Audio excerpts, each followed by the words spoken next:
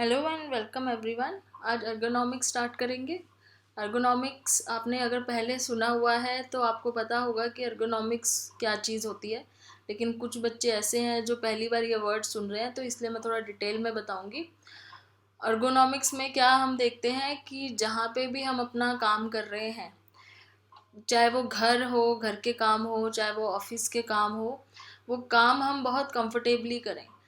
कोई ऐसी सिचुएशन ना आए या कोई अरेंजमेंट ऐसा ना हो, चाहे वो फर्नीचर का अरेंजमेंट हो या फिर टेबल चेयर, जो भी चीज़ें यूज़ कर रहे हो आप, चीज़ों का अरेंजमेंट हो, वो ऐसा ना हो कि आपको एफर्ट लगाना पड़े ज़्यादा उसको उठाने में, उस पर काम करने में।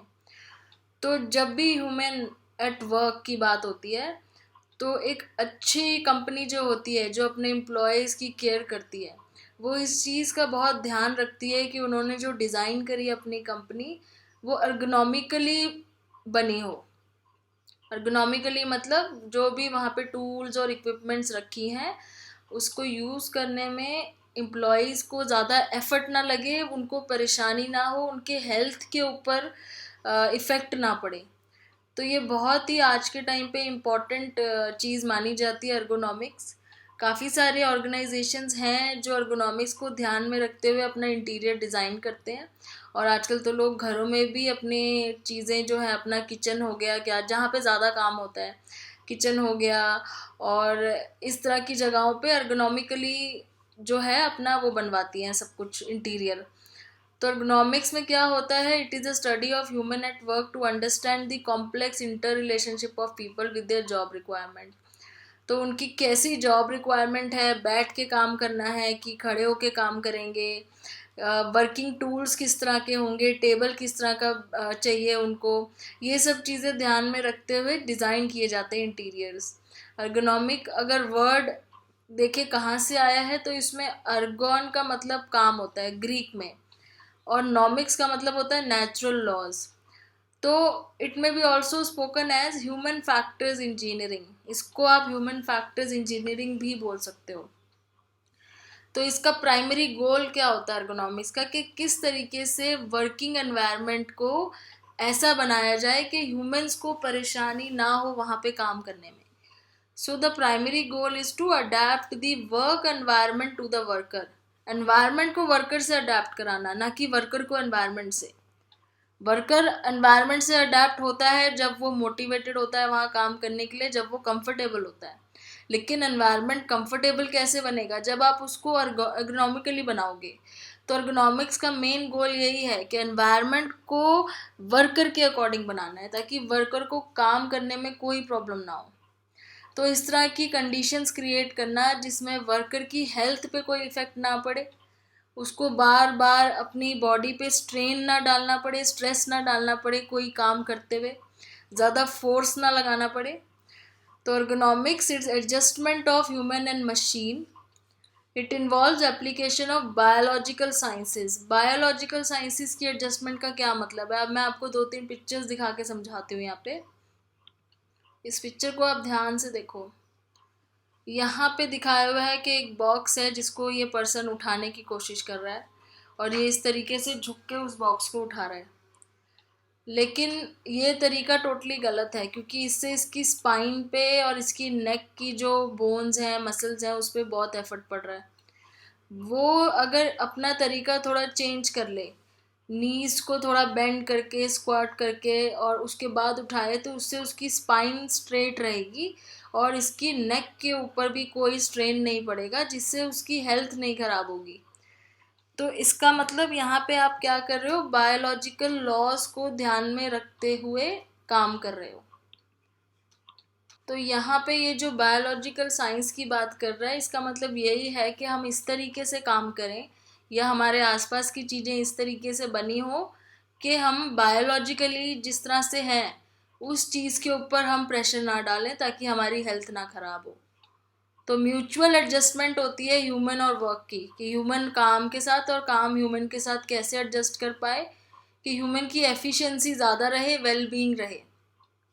अगर आपके ऊपर स्ट्रेस कम पड़ेगा, आपकी बॉडी ठीक से काम करेगी, उसके ऊपर स्ट्रेन कम पड़ेगा, आपकी हेल्थ नहीं ख़राब होगी, तो ऑब्वियसली आपकी वर्किंग एफिशिएंसी भी बढ़ेगी, आपको हेल्थ प्रॉब्लम्स कम आएंगी, स्ट्रेस कम रहेगा। और ये सब चीज़ें कैसे होंगी, जब आप अपने इंटीरियर को ergonomics का ध्यान रखते हुए बनाओगे।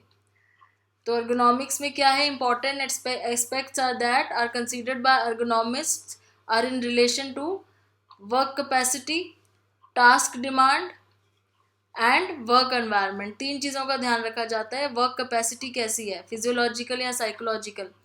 डिमांड कैसी है टास्क की, नेचर एंड कॉम्प्लेक्सिटी, किस तरह का फोर्स रिक्वायर्ड होगा, कितनी ड्यूरेशन का काम है, किस तरह के पोस्चर्स चाहिए होंगे, जैसे कभी बैठ के काम करना होता है, कभी खड़े होके करना होता है।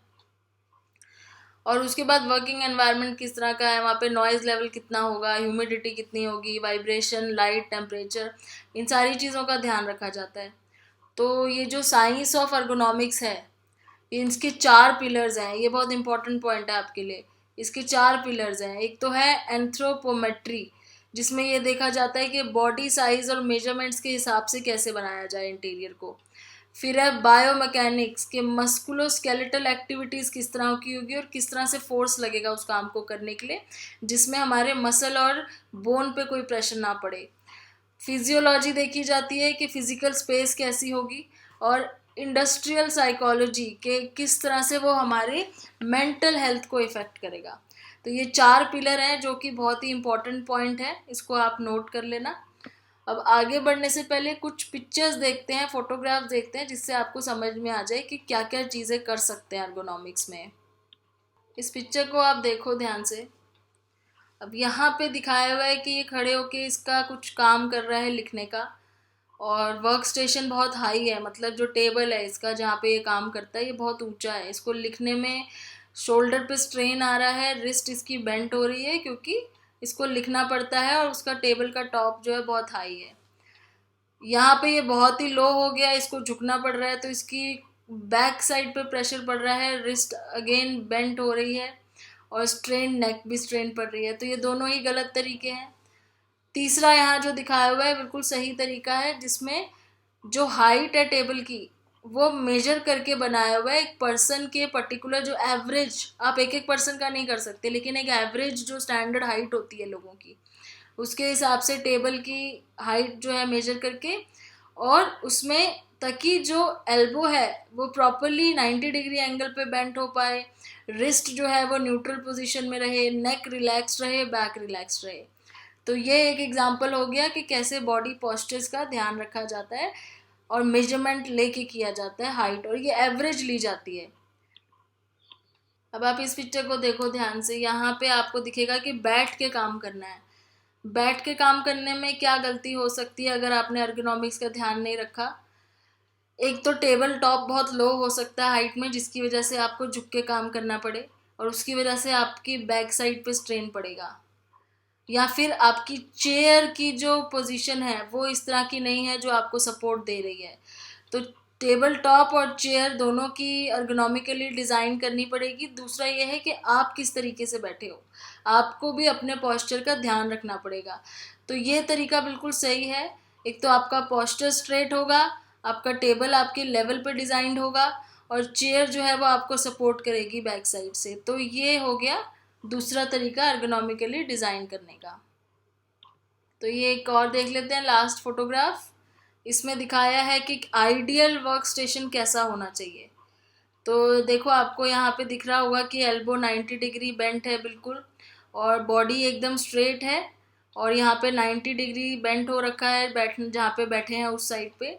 बैक स्ट्रेट होनी चाहिए, और बैक रेस्ट सपोर्ट करना चाहिए आपकी लोअर बैक को। चेयर एडजस्टेबल हो, ताकि अगर टेबल का टॉप ज़्यादा ऊंचा या नीचा हो तो आप चेयर को एडजस्ट कर पाओ। फिर आपके फीट एकदम फ्लैट हो, मुड़े हुए ना हो, फ्लैट फीट हो एकदम से, और नीज बेंट नहीं होनी चाहिए ज़्यादा। मॉनिटर जो है उसका, जो कंप्यूटर का मॉनिटर है वो आई लेवल पे होना चाहिए, ताकि आपकी नेक जो है वो नीचे ना करनी पड़े आपको, या ऊपर ना करनी पड़े। और जो मॉनिटर रफली आर्म लेंथ अवे होता है, जो मॉनिटर का डिस्टेंस होता है, क्योंकि आपकी आई साइट का भी ध्यान रखना होता है, तो ये आर्म लेंथ अवे होता है। तो इस तरीके से ये प्रॉपर आइडियल तरीका है ergonomics को ध्यान में रखते हुए किसी का भी वर्क स्टेशन डिज़ाइन करने का, अगर वो बैठ के काम कर रहे हैं। और कई जगह खड़े होके काम किया जाता है, और उस हिसाब से वहाँ पे फिर उसका ध्यान रखा जाता है कि किस तरीके से काम होगा। फिर आगे चलते हैं, नीड फॉर अर्गोनॉमिक्स में लिखा हुआ है कि अर्गोनॉमिक्स की क्या इंपॉर्टेंस है, क्योंकि हमें अपनी सेफ्टी का, हेल्थ का ध्यान रखना है। Number of severity of work place injury, काम करते हुए इंजरी नहीं होनी चाहिए, एक्सीडेंट्स नहीं होने चाहिए। जॉब इफ़ेक्टिवनेस बढ़ाने के लिए, हमारी प्रोडक्टिविटी तब बढ़ेगी अगर आप कम थकोगे। जब हम झुक के काम करते हैं या हमारी बॉडी ज़्यादा स्ट्रेन लेती है तो हम जल्दी थक जाते हैं, हमारी प्रोडक्टिविटी कम हो जाती है, हम गलतियाँ ज़्यादा करते हैं। तो वो सब चीज़ें कम करने के लिए, इंजरीज कम करने के लिए, तो एर्गोनॉमिक्स को कहाँ कहाँ यूज़ किया जाता है? वर्क प्लेस पे किया जाता है, टास्क डिज़ाइन में किया जाता है, इक्विपमेंट के डिज़ाइन में किया जाता है, फैसिलिटीज़ के डिज़ाइन में यूज़ किया जाता है, पूरा एनवायरनमेंट डिज़ाइन करने के लिए। तो ये एक पूरा यूज़ है एर्गोनॉमिक्स का, कि अगर आपको क्वेश्चन आता है कि कहाँ कहाँ आप इसको अप्लाई कर सकते हो इस नॉलेज को, तो आप यहाँ अप्लाई कर सकते हो। उसके बाद आगे चलते हैं, improving job effectiveness. Job effectiveness भी इंक्रीज़ होती है क्योंकि आपकी सेटिस्फैक्शन इंक्रीज़ होती है जब आपको कंफर्टेबल वर्किंग एनवायरनमेंट मिलता है। तो बेनिफिट यहाँ लिखे हुए हैं, इंजरी और एक्सीडेंट्स कम करता है, प्रोडक्टिविटी बढ़ाता है, मिस्टेक्स कम करता है, एफिशिएंसी बढ़ाता है, एब्सेंटिज्म कम करता है। जब आप बीमार पड़ते हो तो आप बहुत छुट्टी लेते हो, एक्सीडेंट्स हो जाते हैं स्ट्रेस की वजह से, तो वो सब चीज़ें कम हो जाती हैं और आपका मोरल बूस्ट करते हैं। The importance of ergonomics can be illustrated with a simple example. इन्होंने एक एग्जाम्पल दिया हुआ है कि जो ऑफिस में काम करता है बैठ के, चेयर पे बैठ के, उसके लिए ergonomic सेफ्टी की क्या प्रॉब्लम आ सकती है। अगर बैक पेन सबसे ज़्यादा प्रॉब्लमेटिक होती है उन लोगों के लिए जो बैठ के काम करते हैं, लेकिन अगर ergonomically बनाई गई है चेयर और टेबल, तो उसमें क्या होगा कि चेयर की हाइट और टेबल की हाइट उसकी बॉडी मेजरमेंट के हिसाब से होगी, तो उसको झुकना नहीं पड़ेगा, वो स्ट्रेट बैठ के काम कर पाएगा। जो लेग्स होंगी उसकी प्रॉपर ज़मीन को छू रही होंगी, तो हवा में ना लटकी हो लेग्स, जो फीट है वो टच कर रहा हो फ्लोर को। Any ergonomics intervention must be viewed in light of its effect on productivity. तो ये कह रहे हैं कि बेस्ट ergonomic सॉल्यूशन क्या होता है जिसमें आपकी प्रोडक्टिविटी इंक्रीज हो। जो जिस तरह का डिज़ाइन आपकी प्रोडक्टिविटी को इंक्रीज करे उसे बेस्ट ergonomic डिज़ाइन कहते हैं। उसमें आपको अननेसेसरी ऑकवर्ड पोस्चर्स ना लेने पड़े, बार बार जो है स्ट्रेन ना देना पड़े अपने मसल्स को, तो वो बहुत अच्छा डिज़ाइन होता है। इससे आपका सेफ और प्रोडक्टिव एनवायरनमेंट बनता है और आपको थकान भी कम होती है। We have discussed at length various employment related aspects that are pertinent to livelihoods and productive professional careers. It is necessary to direct attention to the exciting possibility of self-employment, personal enterprise and entrepreneurship. तो ये कह रहे हैं कि ergonomically design तो हमने देख लिया, अब आगे जो हम बात करेंगे वो करेंगे एंटरप्रेन्योरशिप की, आप अपने आप कैसे सेल्फ एम्प्लॉयमेंट अपने लिए क्रिएट कर सकते हो। तो इसके लिए हम नेक्स्ट वीडियो में डिस्कस करेंगे। अभी इस वीडियो को यहीं ख़त्म